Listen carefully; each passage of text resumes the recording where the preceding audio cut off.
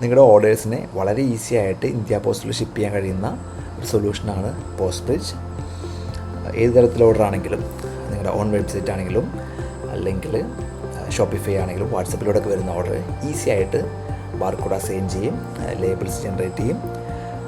India പോസ്റ്റിന് വേണ്ട ഫോർമാറ്റിലുള്ള ബഗ്ഗൊന്നുമില്ലാത്ത രീതിയിലുള്ള എക്സലാക്കി മാറ്റാൻ കഴിയുന്ന സൊല്യൂഷനാണ്.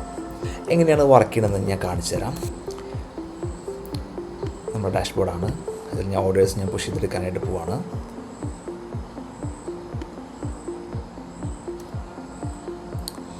നിലവിൽ 79 ഓർഡർ ഫുൾഫില്ല് ചെയ്യാനായിട്ട് ഉണ്ട്. ഞാനിപ്പോൾ ഇതെല്ലാം കൂടെ സെലക്ട് ചെയ്യുന്നു. ജസ്റ്റ് ഒന്ന് എന്തെങ്കിലും ഡാറ്റ മിസ്സിങ് ഉണ്ടോ എന്ന് വെരിഫൈ ചെയ്യുന്നു. എന്തെങ്കിലും ഉണ്ടെങ്കിൽ റെഡായിട്ട് കാണിക്കും. യെസ്, കുറച്ച് ഓർഡേഴ്സ് ഓൾറെഡി ഇവിടെ ക്രിയേറ്റ് ആയിട്ടുണ്ട്. അതെല്ലാം റിമൂവ് ചെയ്യുന്നു.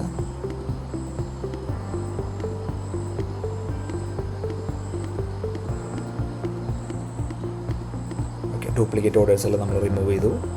അപ്പോൾ നമുക്ക് ചെയ്യാനുള്ളതിന് 38 ഓർഡേഴ്സാണുള്ളത്.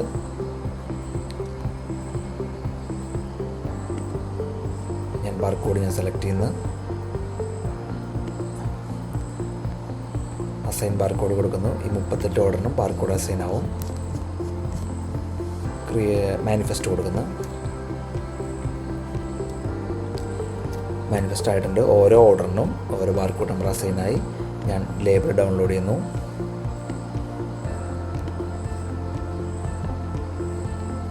കറക്റ്റ് ബാർകോഡ് വെച്ചിട്ട് ലേബിൾ ഡൗൺലോഡ് ആവുന്നുണ്ട്. 38 ഓർഡറിൻ്റെ ലേബിൾ ഡൗൺലോഡ് ആയിട്ടുണ്ട്. ഇനി എക്സൽ ഡൗൺലോഡ് ചെയ്യുന്നു.